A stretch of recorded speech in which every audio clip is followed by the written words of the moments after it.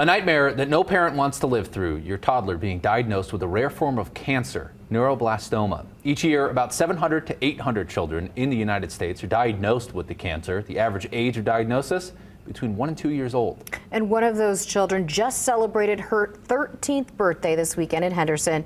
Fox 5's Les Criffeton has the story. Jillian Moore is now a teenager with a bright future, a future that didn't look so promising 10 years ago. We actually never thought we were going to see this day.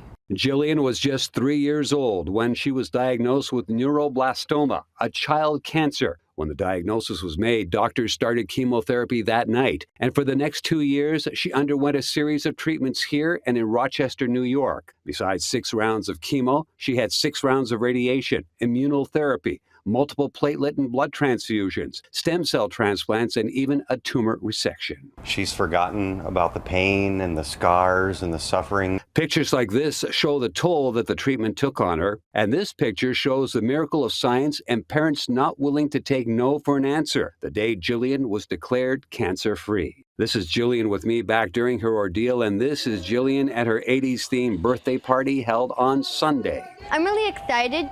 Just because. Her parents are forever grateful for the support they receive from nonprofits, the community, and even Jesse's workplace. It's an ordeal you hope you won't ever have to deal with, but if by chance it does happen, some great advice from people who lived through it. Thank you. Never, ever give up.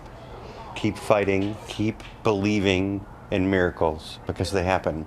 We'll save the last words for Jillian. I'm grateful to have a family. Les Criffeton, Fox 5 News, local Las Vegas.